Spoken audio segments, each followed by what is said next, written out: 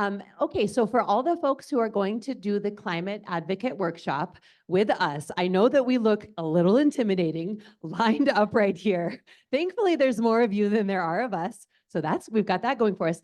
I would like you to come forward. So we're going to come forward and then let's break up this like row and get more like of a wave so that we're kind of together a little bit, not so, yeah, now we're talking, freestyle it in, come on in.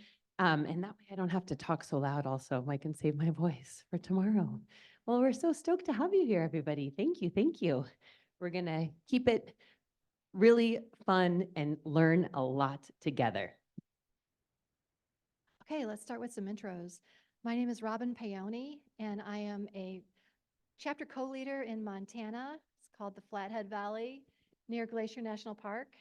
And I've been with Citizens Climate Lobby going on 6 years now, and started off just as a regular member and soon got recruited to be a chapter leader, and then got recruited to be a state coordinator. Laurel's in my chapter, so awesome. And I just want to say so climate really wasn't an issue for me, sadly to say, while I was growing up, except when I was really young. But I do have family now, and I'm very concerned about their future. So I love working with Citizens Climate Lobby on that. Hi, I'm Debbie.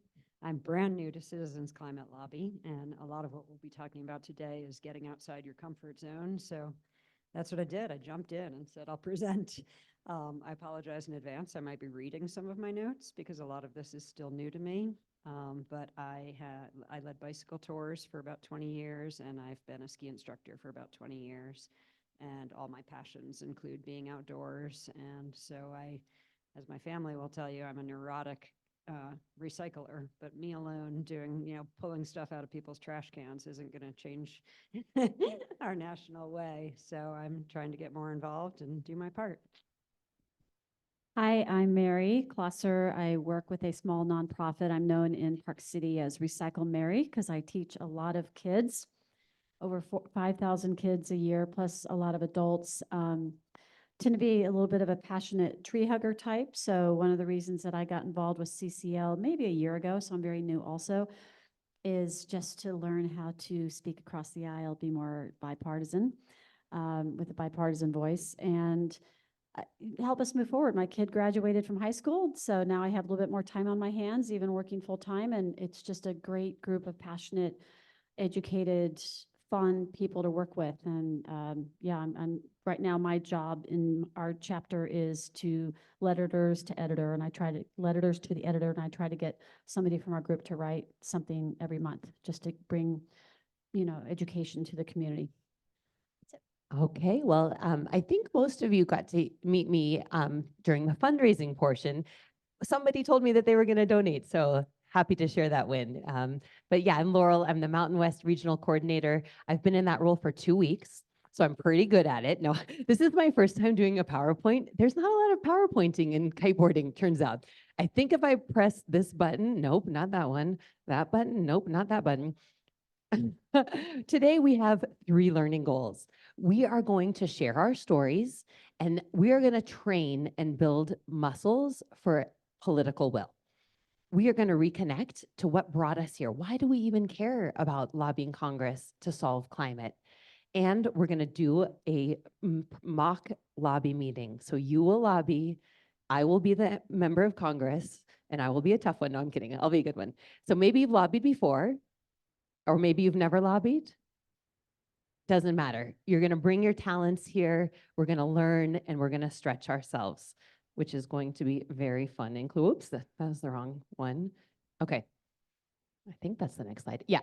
So I rise in the morning torn between a desire to improve or save the world and a desire to enjoy or savor the world. And this makes it hard to plan the day. I feel this. I know many of you feel this as well. So we're going to first connect to what do you care about? What happened in your life that brought you here?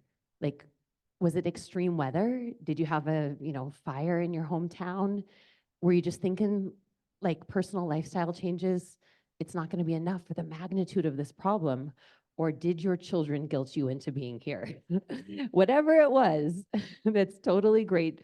And we want to hear from you if anyone is willing to share. This is the time for audience participation, where we get outside of our comfort zones. Who wants to say what they were brought here, what brought them here today on the microphone? Outside the comfort zone. I feel like everyone's like, no, no, I like my comfort zone.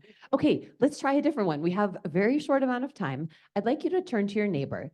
And can you tell your neighbor what brought you here? Go ahead and find your neighbor and turn to them. Do you want to tell me what brought you here? I know what brought you here. I for sale.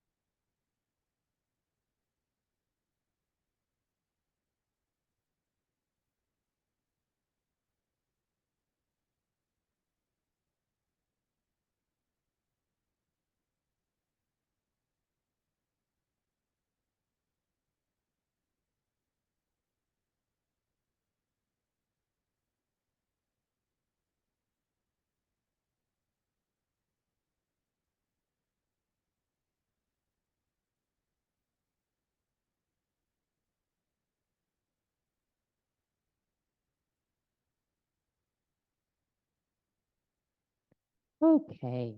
Well, good job. Yay, we did our first outside of our comfort zone. Thank you for sharing. So this is what I savor when I'm not busy saving. I like to go out, get on my skis, fly my kite, get out into the backcountry, gliding over the snow, the rush of the air, the kite, the freedom, the landscapes. This is the bighorns up in Wyoming, the friendships that we have when we're out there. You know, this really feeds my soul, and it makes me want to think like, hey, this is worth protecting. And also the gratitude for being able to have moments like these. So that's what I savor. Oh, wait, we already did that. Am I one ahead of myself? Did you guys talk about what you savored just now? Oh, no, we're perfect. Oh, why you came? No. Okay, what do you savor? Please go to your partner, turn to your partner and share with your partner very briefly, what do you like to savor?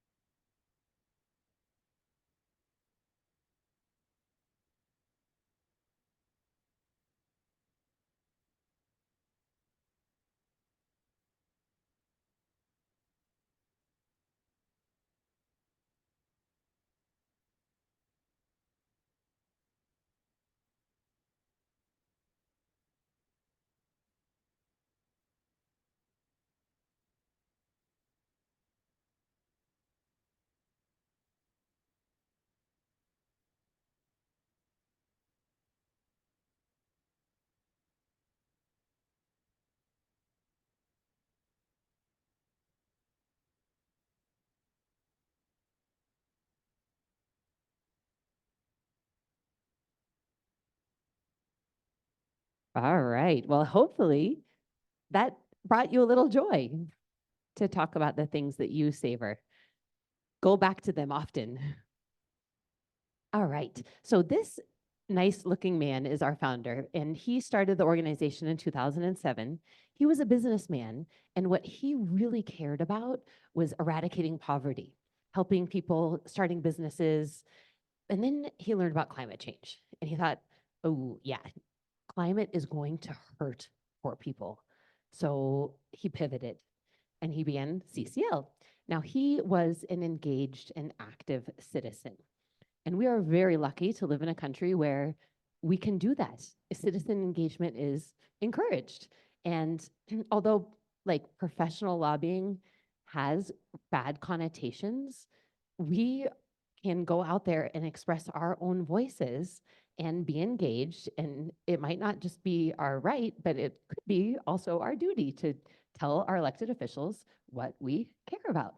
So we're very grateful that he did his first lobby meeting, went way out of his comfort zone, just called up the senator and said, like, can we meet? And now we do it all year long. Okay. We're doing perfect on time in case anyone else was worried. All right, so we have at Citizens Climate Lobby a two-part mission. We are creating the political will for a livable world. So the politicians don't create the political will, we create it and they respond to it. So it's our job to show them, hey, people care about this issue. And so it can be daunting. And every time that I'm tempted to give up on this, I just remind myself that it's their job, to respond to what we ask for. And we focus at CCL on Congress because when Congress acts, it is a huge force. And that affects not only the country, but can affect the entire world. It's a global issue, it's a big issue. So that's why we focus on that. We also work with our own community. And this helps show the political will is building. Like they're paying attention to what's in district. They're thinking what's happening in my state. And so that work that we do with our, community partners trickles up to them. Now, there is an elephant in the room, not literally, but the political spectrum, what's happening, there's a lot of kind of bad news and people feel discouraged when they think about politics these days. One headline said, beyond disgusted about the dysfunctionality of Congress. And so it's a hard thing that we do at CCL to ask all of you to go to focus on, getting Congress to move and work on this job. And I can ask myself, am I crazy for doing this? But we do know because of the lobby meetings that we have, like with Robin on the team, that there are great members of Congress. Their staff are amazing, right? And they're good people and they want the government to work. They're frustrated too. And we want those folks to stay in government. And so we invest in relationships with them. And then the most important thing is that when we go and we meet with them, we model what we want government and a nice world to function and look like. We're respectful, we listen to them, we find common ground, and we try to be helpful. They have problems, we can maybe help solve them. So we are being the change that we want to see. And it's not easy, but we're asking for big changes and we're just going to do it for as long as it takes. And then also go snow kiting and all your fun things that you like to do. It's that important, right? So that's why we have to support each other and find ways that it's sustainable, that we do things that we really like. And that brings us to the second part of the mission. Okay, so we empower people to have breakthroughs in their personal and political power. So unless you've gone out lobbying, you don't know that it's kind of amazing if you ask the congressman to do something and then they're like, oh yeah, that sounds good, I'll sign up for it. You're just mind blown. So we are here to empower you to make that same breakthrough in your own personal power. So that power happens when we move outside of the comfort zone. Some of us do that for our jobs professionally, but for others of us, that could take a little nudging. So I just want to say thank you for coming today and being willing to move outside of your comfort zone and hopefully make some magic happen in Congress. All right. So to illustrate this, I'm going to tell a story about Gandhi and the head of the South African government back in the early 1900s, General Smuts. And this is a story about building authentic relationships. So Gandhi did amazing things in India, but did you know that he lived in South Africa? And he saw that there were things that needed to change there. So I could imagine him being there and in his comfort zone, with his wife, writing letters by lantern light back to his friends in India. But then he realized, you know what, actually, I need to go out of my comfort zone. So what did he do? He called up General Smuts, and he said, let's meet. And so the general took the meeting. So imagine this meeting. Here you have Gandhi. He's 5 feet tall. He has his traditional Indian garb. He walks in. There's the general, 6 feet tall, military regalia, towering over Gandhi. They've never met before. So as the story goes, Gandhi walks in and says to the general, I am here to tell you that I'm going to fight against your government. And then General Smuts is like laughing at him and says like, oh, do you have anything else you want to tell me? And Gandhi said, yes, I'm going to prevail. And so the general snickered and said, and how are you going to do that? Just how are you going to prevail? And Gandhi said, with your help. Ultimately, Gandhi won. He won not only the worst laws being repealed from offense to Indians in South Africa, but he won the lifelong friendship of General Smuts and his respect. And so they became friends into old age. Totally different dudes. So it was really great. Gandhi had courage. He had determination. He wouldn't take undue advantage of his adversaries, and he had a really good capacity to stick it out. Just stick it out, keep going without yielding, but without retaliation. So we in CCL share those values, and we're going to foster that within ourselves. And so this story really speaks to our theory of power. We want to persistently appeal to the best parts of humanity by building relationships, seeking common ground, and putting forth these good solutions. So we work for something. We're always what we're for. We're never against. We focus on what we're for. And this approach that we learned, it helps us become better people ourselves. So sometimes you can describe it as being nice, but it's not really niceness. It's the long-lasting change that happens when you change hearts and you change minds. And it's hard, but it's worth it. Okay, this is my last slide, and then I'm going to hand it over to Debbie. So we talk about like the CCL way of doing things, and this is really based on our values. And this keeps our 220,000 volunteers around the country all on the same page. This is like our home base, what we always come back to. So we stay focused on our policy, focused on the solutions. We really work with integrity, which means we research things, we come with quality material, we show up on time.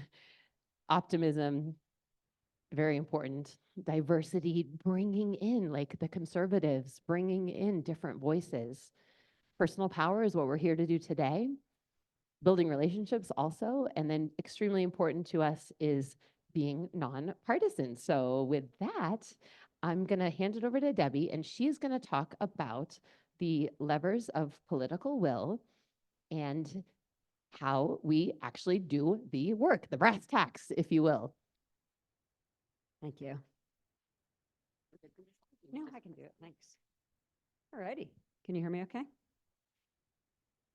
Okay, so what is political will? What we want is for Congress to understand that the will...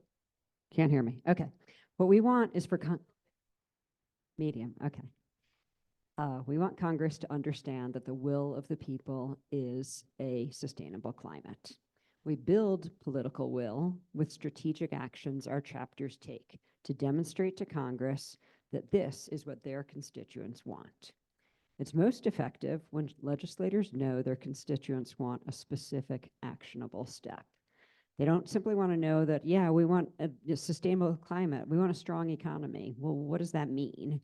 So we come to them with specific steps. We organize people by congressional districts into chapters. We found that to be the most efficient way to meet with and to demonstrate political will to Congress. I've got in my notes that we've organized for a decade, but you just told me he started in 2007. So 17 years of organizing. We've learned a lot, what does and doesn't work. So when we ask you to contribute, we'll educate you and have you do things that we know will work. Okay, so the 5 levers of political will. We've got lobbying, media relations, grassroots outreach, grass tops engagement, and chapter and volunteer development. Robin is handing out a checklist. So as we go along and go through these different things, think about what appeals to you, where your skills lie. And if nothing appeals to you right now, or nothing's grabbing you, you can still join a local chapter and ask the leader what you can do to help. What else do I have? Oh, and also on the website are amazing resources. So I'll refer to that later, but just in terms of volunteering, just go to the volunteer part of the website and you'll get some great ideas. All right, so first of all, we have lobbying. Nothing's more impactful than constituents meeting frequently with their member of Congress or with the member of Congress's staff. We train volunteers to work with our congressional liaison, and we recruit trusted messengers. When I first heard that, I didn't know what that meant, but I think of that group of ski industry people who are up here today. They're all very influential. People will listen to them. They have huge amounts of people working for them, people who follow them. So if we can get them on board and then they can talk to our member of Congress, we have a lot more sway. And then also two of our representatives were doctors, and one said he was on a health, he works with health things. So we could bring a doctor. That would be our trusted messenger who would be able to communicate with them on their level.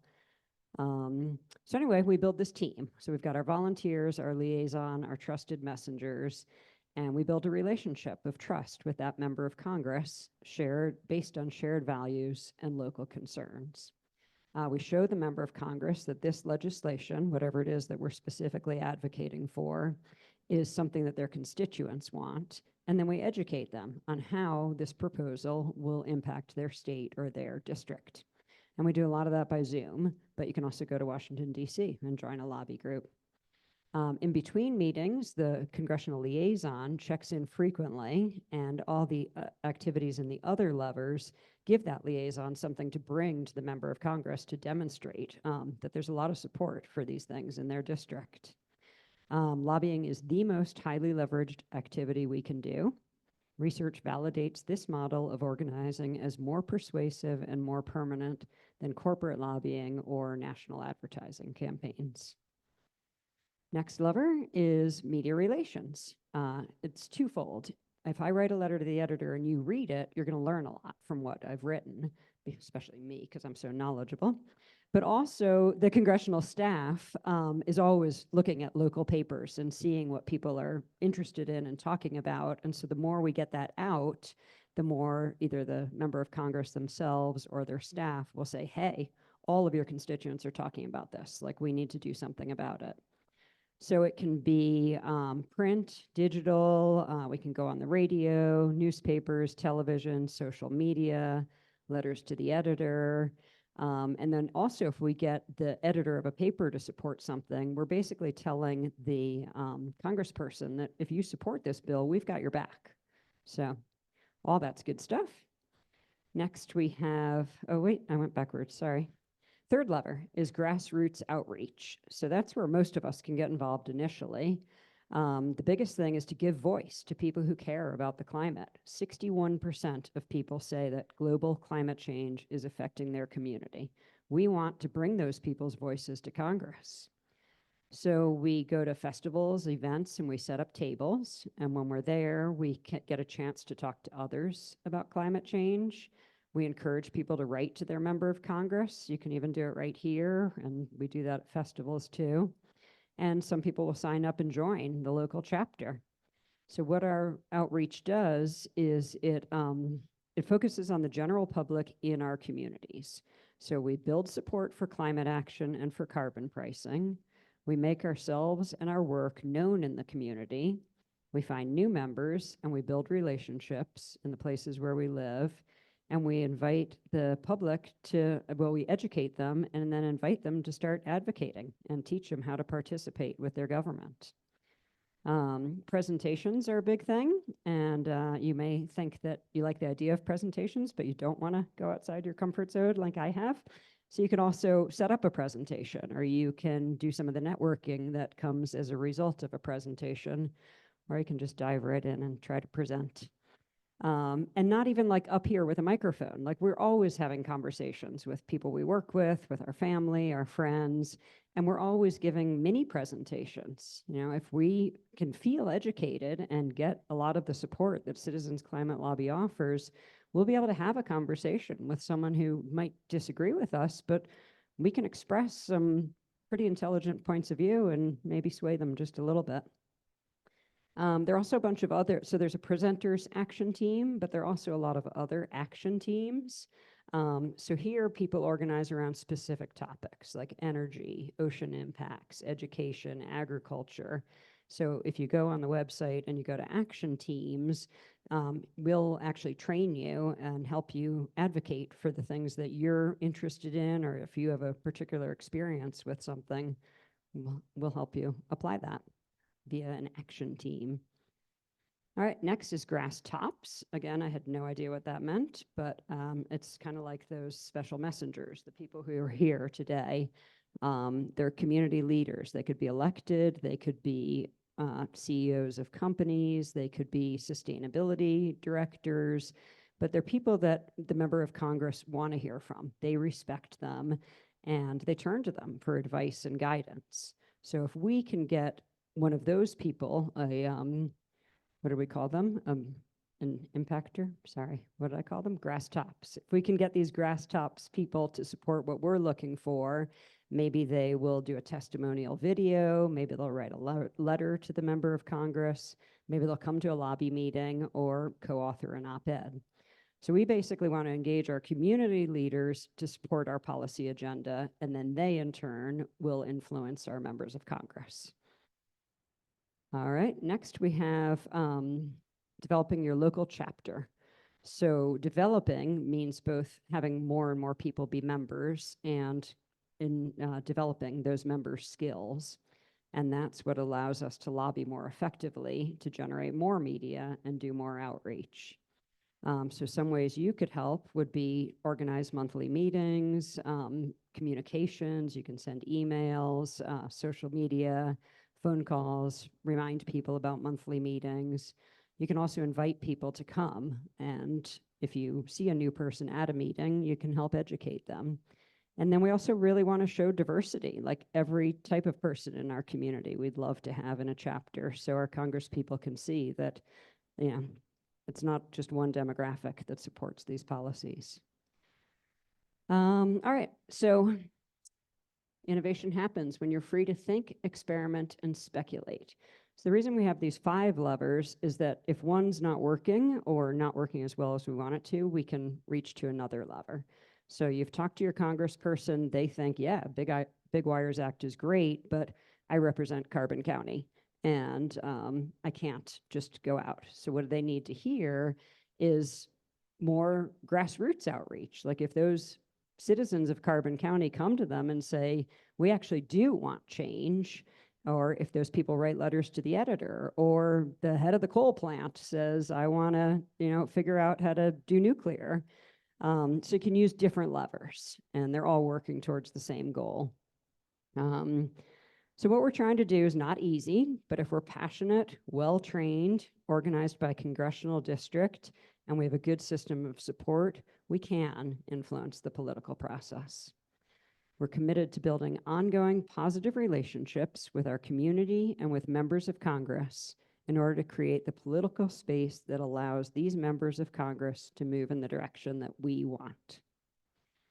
All right, so you've got your worksheets, and we've got a bunch of questions here. Whoop. What did I do? Grassroots, I did that. I am going backwards, sorry. Okay, there are my questions. All right, so what do you care about that brought you to CCL? I said a little bit before, I'm very outdoorsy, and I prefer recreating in the outdoors that's not polluted or smoggy. My passion's outside of CCL. I love skiing, I love biking, and I really like talking to people. I didn't think I had much of a special skill or expertise, but I guess talking to people is a skill, or something. I'm not an expert at it. I'm a ski instructor. There's 700 ski instructors at Deer Valley. There are more instructors all over Utah. There are a lot of people that I interact with. I can work anyway, solo, partner. I'm very happy to be on a team today because this is all pretty scary to me. So you guys can think about those questions for you and maybe take a picture of this slide so you can remember it. and ask yourself these questions, because basically we're trying to build a team. So we need all different skills to come together on the team. Thanks for taking a picture. And you can take a picture of the next one too, when I get to it, right there, if you want to take a picture of this. So again, I said I like chatting. I'm happy to speak with strangers. I talk with friends, family. I'm a little scared of speaking publicly, but I'm facing that head on today. I'd be happy to write. I have no design skill whatsoever. Technology, no, I'm not a big social media person. So just look through these and see what appeals to you, what you have skill or experience with. And then you can take it to your local chapter and show them what you've got. Okay, so reflecting on the answers regarding your skills, interests, and affiliations, let's try to think about each of you one way that you could expand your contribution to CCL that would delight you and that would move us forward. So just fill in the sentence, I might. I might activate the lobby lever and join the lobby team in Washington, D.C. I might work on the media lever and write letters to the editor. I might do a presentation, or maybe I'll just schedule the presentation or network after the presentation. I might help my group leader with the monthly meetings by making the reminder phone calls or coordinating food. I might learn a lot about a specific bill and then just give a presentation in my chapter so that everyone there has a better idea. So basically, take photos and your checklist, and please bring them to your local chapter leader and either volunteer to help with something that appeals to you or ask them how you can help.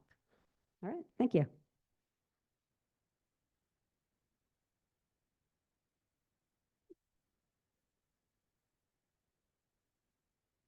All right, I'm a newbie too, so this is new information for me. Let's see, let's get to the next slide. Okay, so we've learned a little bit about CCL starting in 2007, and for a long, long time, it was just the carbon and dividend fee, carbon pricing, until summer of 2022 when the IRA bill passed. And that's when CCL went, okay, we have to broaden our horizons here and appeal to more people. So we're going to start with 4 different levers. Yes. Yes, I'm going to explain that. Yes. Inflation Reduction Act bill. I will go into that. Okay. So CCL's focus is quite broad right now. These are the main levers. These are the 4 levers: carbon pricing, clean energy permitting, healthy forests, and building electrification and efficiency. And there are many things that fall within those. And so if you have a certain passion that you feel like, wow, I don't see where it falls, most likely it will fall into one of those pillars. Okay, did I pass the IRA information here? Let me just look real quick. Yeah, here we go. Okay, so the IRA, Inflation Reduction Act, was a bill that was passed in summer of 2022, containing $386 billion in clean energy investment. Some of that money is for tax credits and rebates that you can get for many things businesses and residents can do in our homes and buildings. So our volunteers through CCL are working very hard to get the word out to communities about what they can do, because there's a lot of ways you can do these things cheaper than you normally could that people don't know about. So the bill is to help progress clean energy.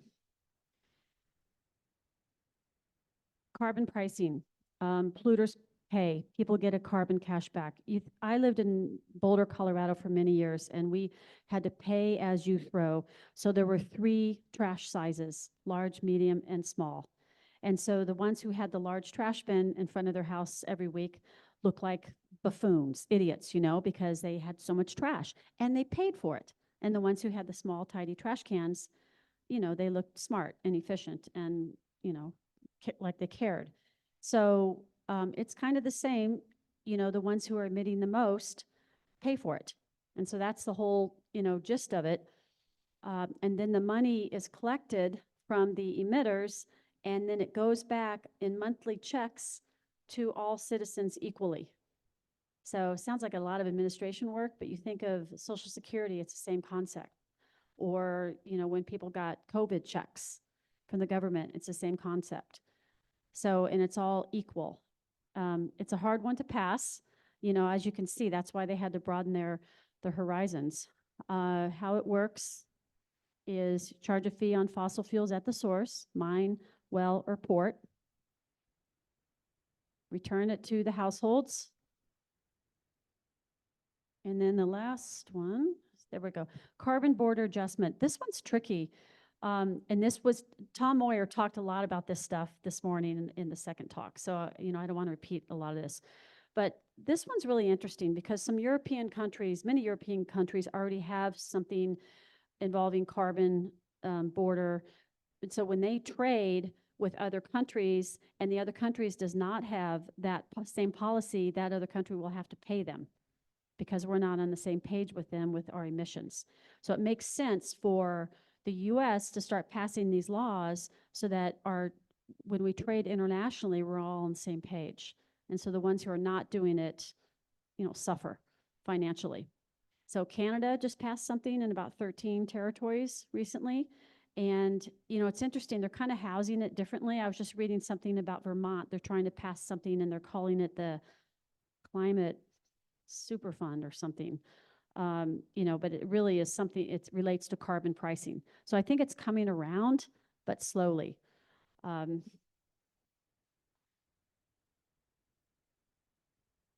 Okay, this slide just shows that there's a lot of support for this concept.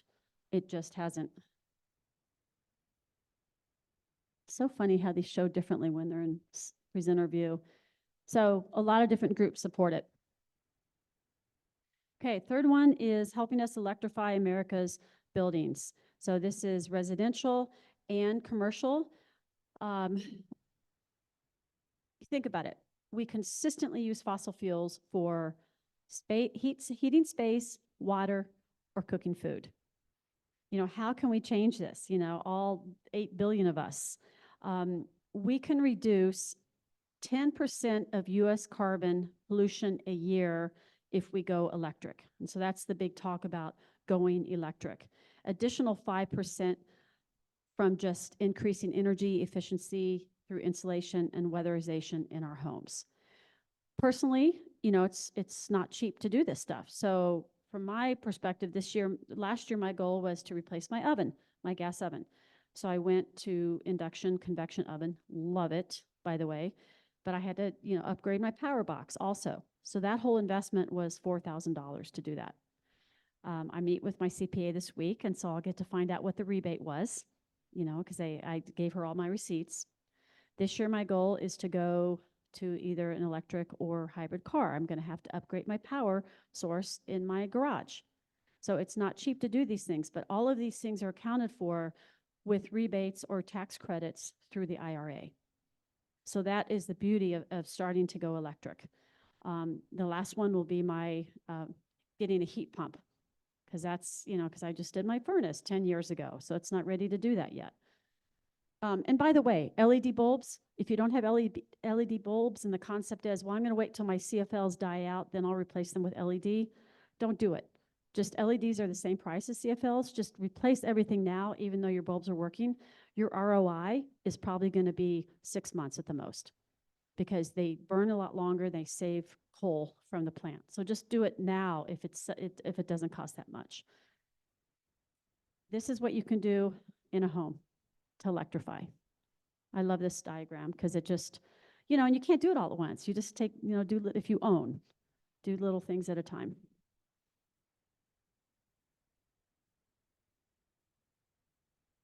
Oh, and as far as weatherization, replace door and window weather stripping, seal ducts, install insulation everywhere. I insulated my crawl space, repair and adjust heating and cooling systems.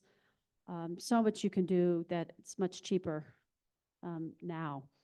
Last one is, we've talked a ton today about energy reform.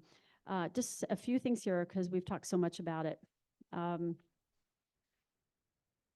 As we know, getting a permit can take a long time, 5 to 8 years. Same thing for mining. And so that's why they're trying to expedite all of this permitting. And it's become a big priority for CCL. The US grid is extremely complicated. And I'm going to show you a picture of that. Let me just tell you this, though. More than 95% of new US energy projects awaiting a permit are for solar, wind, and battery storage. 95%. Less than 5% are for natural gas. So that's huge and very, very positive. This is the problem. Look at this. This was until 2021, so it's changed a little bit.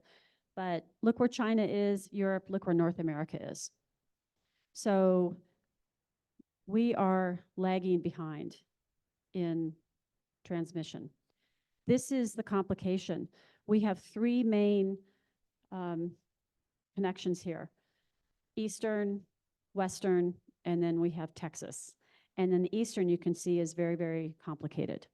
So what they're trying to do is get them to talk to each other, so when one gets weak, another one can help out. And it's just going to, in the long term, it's going to help with affordability, reliability, as all the electrifying enters the grid as we move forward. And the Big Wires Act, which they alluded to earlier, was just proposed last fall, and I think it's going to help a lot. And what I love about this is you can see the appeal to both sides of the aisle, and there's overlap. And so this is what CCL does, is try to figure out where that overlap is and the conversations we need to have.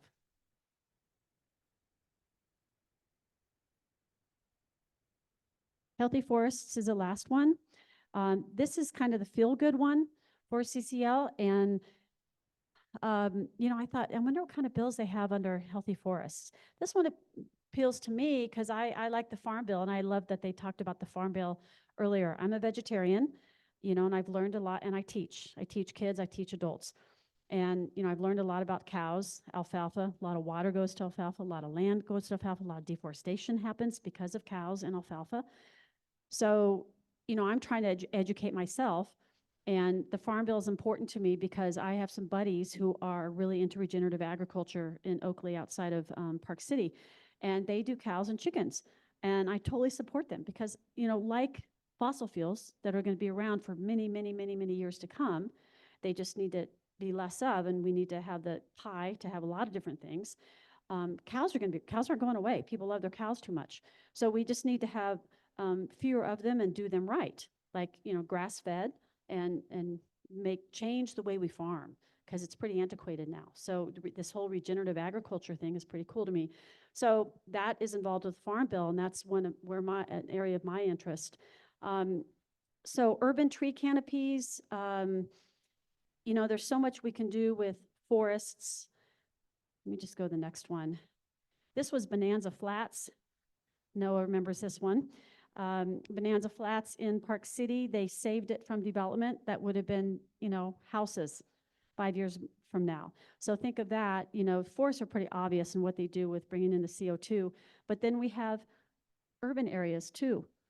We need more of this in parks and sides of highways and roads. I mean, there's so much we can do with different laws. Few of them: Increased Technical Service Providers Act, May of 2023. A lot of these are really recent.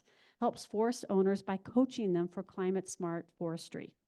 The Forest Act, November of 2023, fights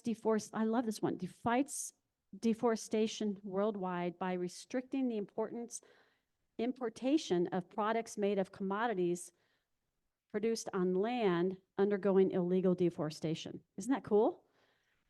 And then the Growing Climate Solutions Act, June of 2021, which was passed, facilitates the participation of farmers, ranchers, and private forest landowners in voluntary environmental credit markets. I mean, so there are things happening under the forest thing. Check this out: 82% forests as far as being removing carbon. Urban trees, and then we have grassland and agriculture. So together, they're all a piece of the pie. So where should your community start with all of these 4 areas? It depends on where you live, depends on what the issues are in your state, in your local community. It depends on your interests. what you want to do. You know, for me, I told you I got involved with writing letters to the editor. And so I'm trying to kind of push people in our chapter to get something in the paper every month because I'm an educator and I think I love to figure out ways to educate people. This is just kind of interesting. I mean, you know, it went to 2020, so it's a little bit outdated, but coal is what we still have in coal, natural gas, nuclear, renewables. So we have a ways to go. We need to change that and, you know, maybe reverse the coal and the new and the renewables. So we have a lot of work to do. Let's visualize our impact quickly here. This shows how we are currently. We are decreasing because obviously we have a lot more solar and wind on the market now. We're doing better, right? But we're not decreasing enough. If we stayed as we are now without, you know, really making some big steps, strides, working with Congress, pass some laws, we'd still go down, but very slowly.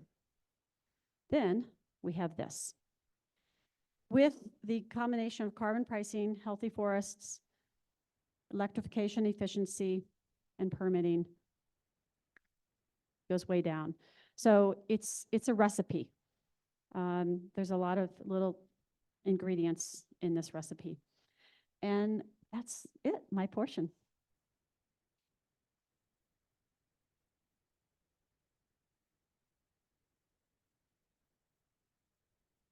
Okay. Oh, yes, you have a question?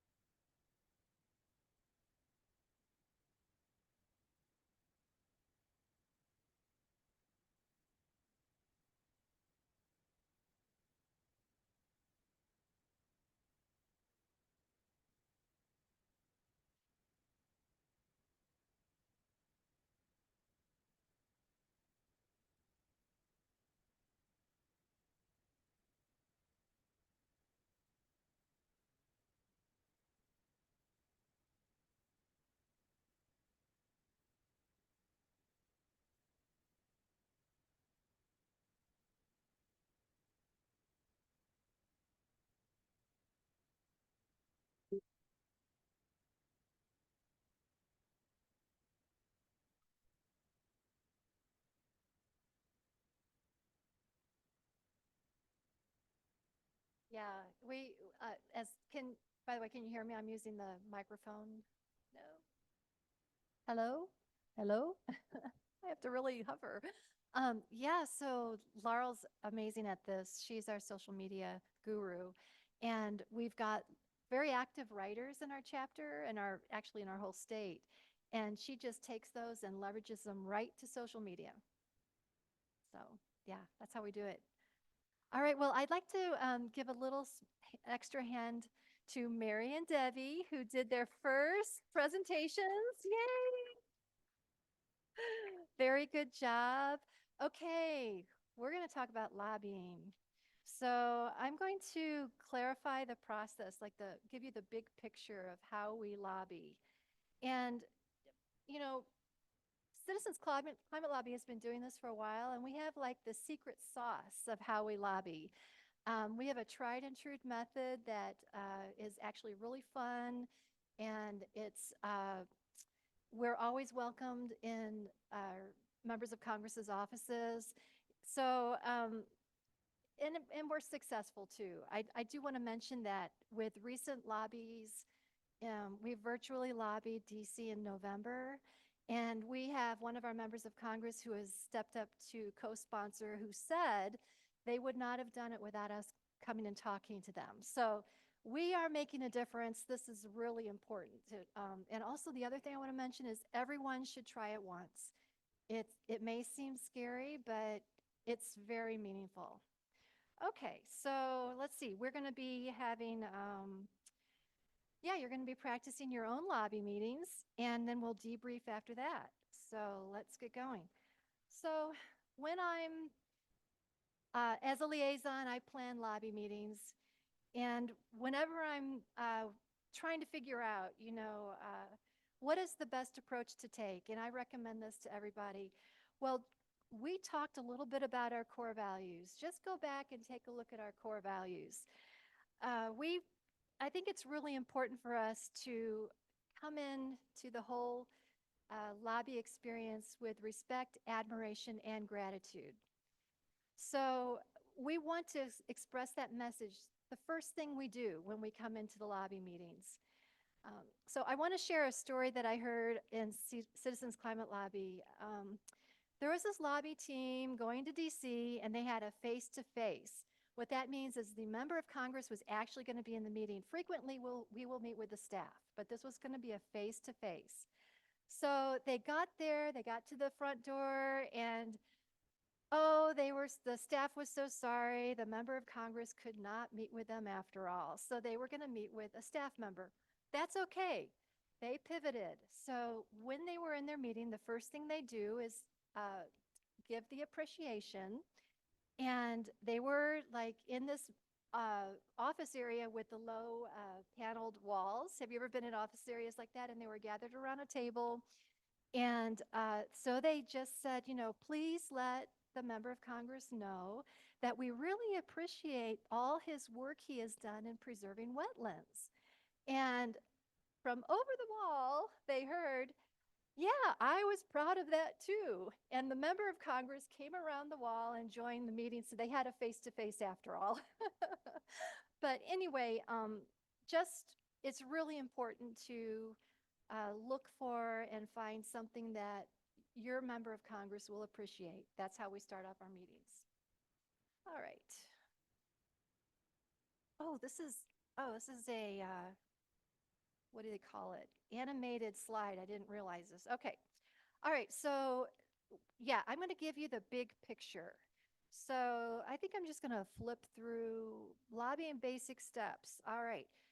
So I want to say that the we've got a liaison. We try to have a liaison for every member of Congress, every office.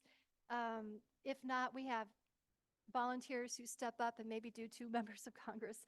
But they start planning for lobby meetings about 6 weeks in advance.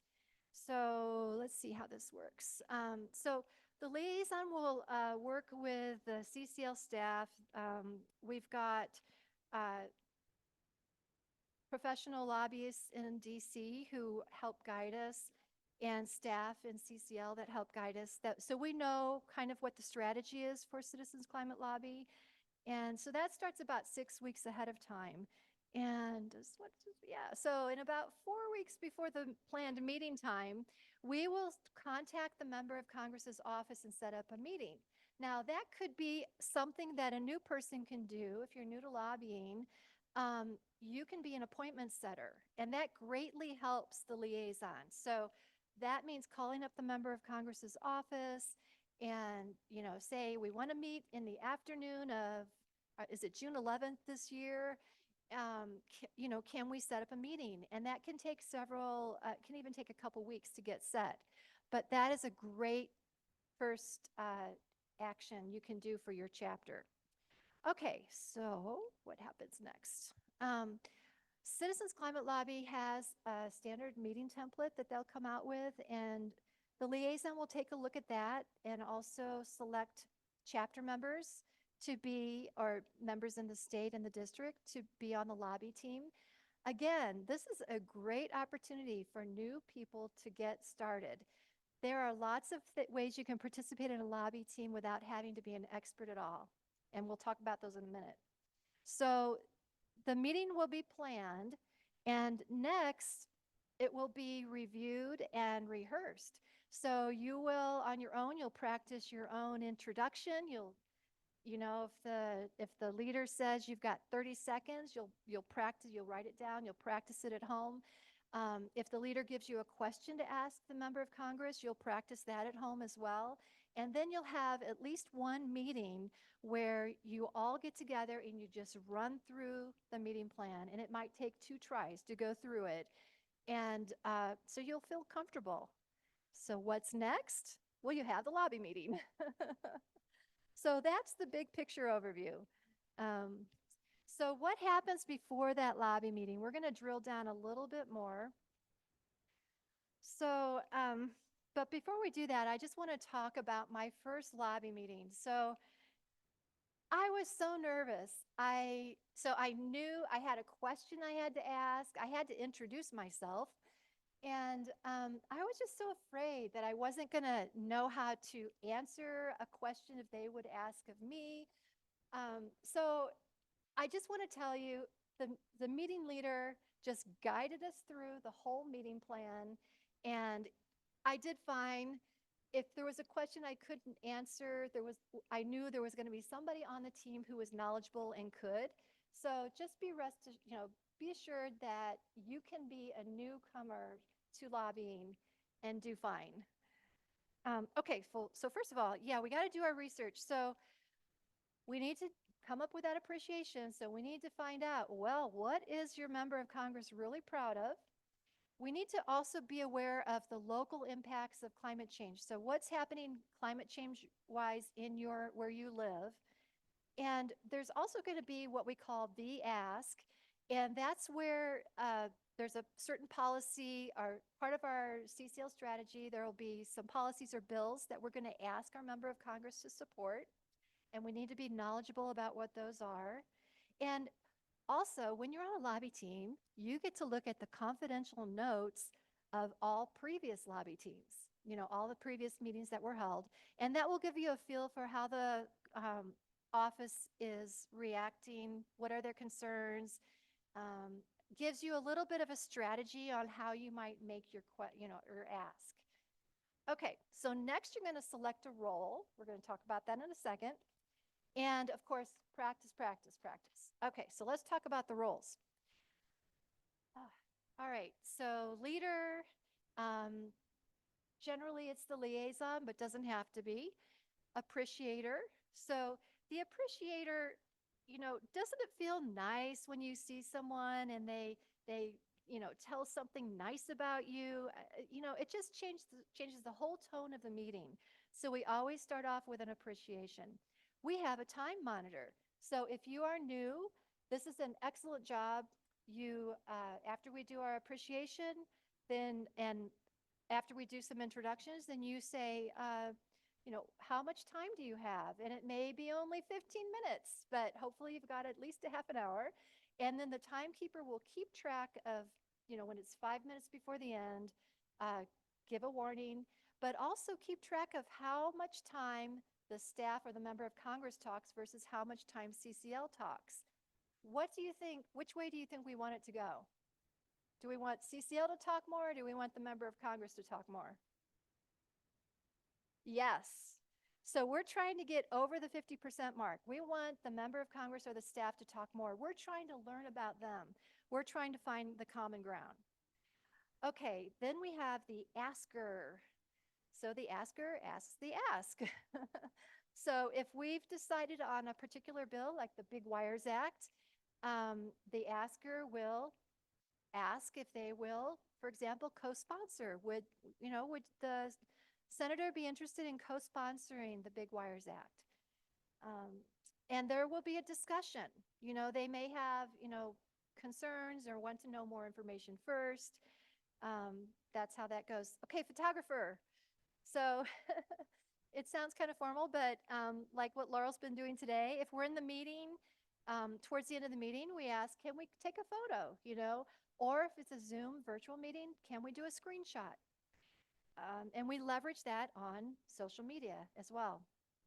And then the deliverer is, frequently we will bring handouts or constituent letters, something like that. So that's another great job for a new person, is to just, hey, here's some constituent letters we'd like to leave with your office.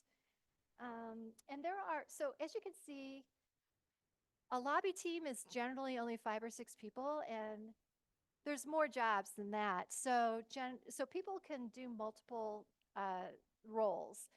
And also, it's very important that everyone participate in the discussion. So if you're new, you still will get a question to ask. And don't be shy about it, because you don't have to know the answers if they ask, because there will be other people with you that will. So, all right, let's do this.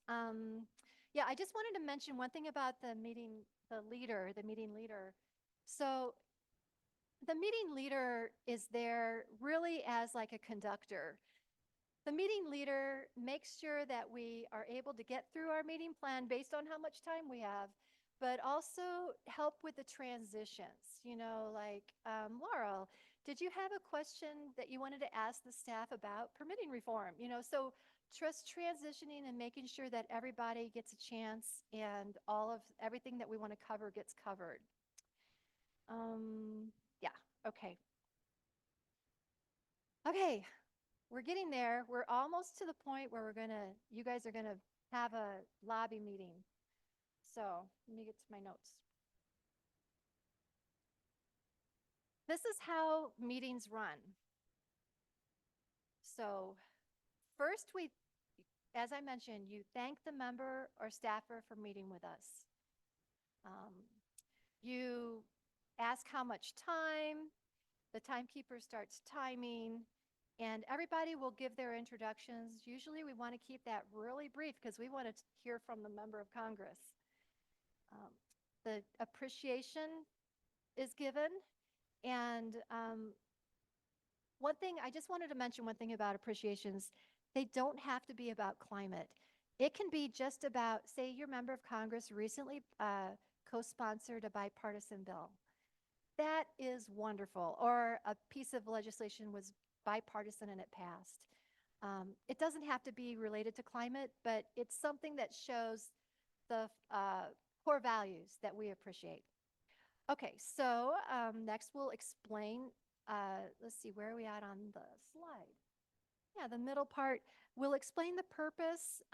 So for example, we might say, as you know, CCL works to build support in a variety of clean energy solutions with special focus on bipartisan legislation.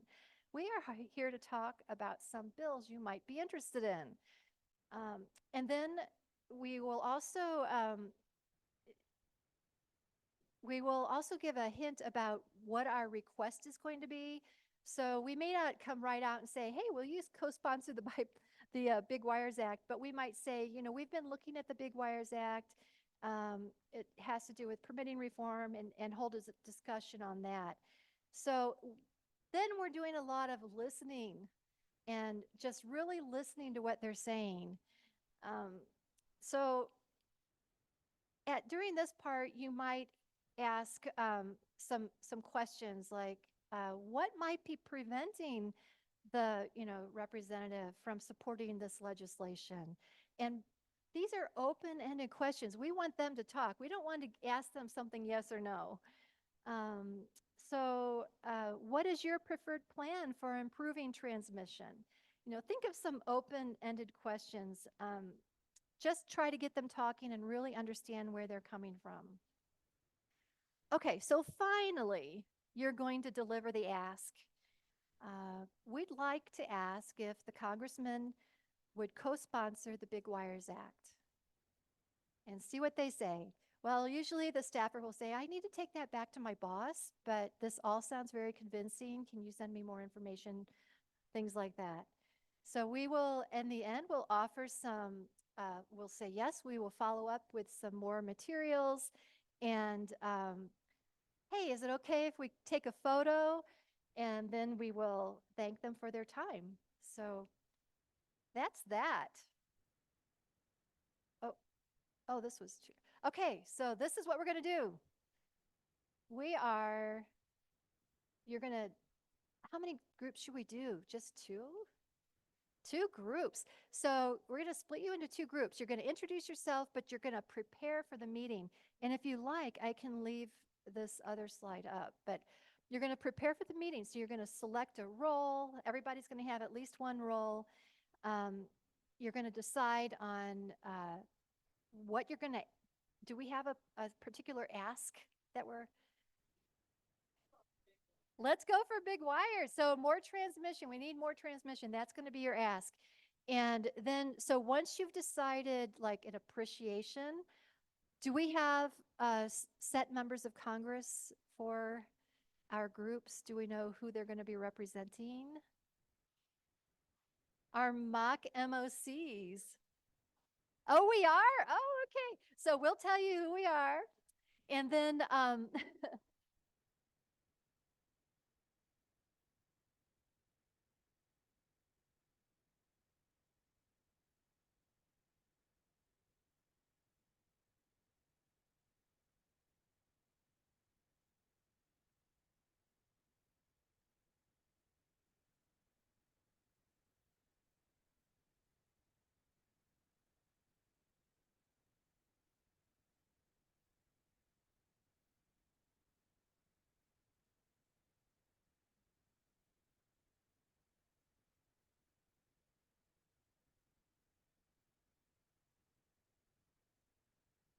Can you guys hear me? We're on the. Oh, we are, sorry. I had asked this senator about a question about energy, and he's like, you know what? I just go to Curtis because he doesn't have the time to learn about it. And so he just goes to his trusted source, which is Curtis. And, so it was so interesting to hear Curtis today. I wonder if, there's strategy within the parties in Congress as far as who they are going to make their trusted source. And so, it's nice when there are politicians within as the trusted source, but we, as CCL, I think CCL is getting to that point now where we are becoming a trusted source also. And so they come to us. And so when we go into these meetings, we can't just be these tree huggers. I mean, we have to really know our stuff. So. For that, yeah. okay. All right. So introduce yourselves in your group and decide on some of the roles you want to take, plan your meeting, and then hold your meeting. And I will be a member of Congress, and so will Laurel, from what I understand. Okay.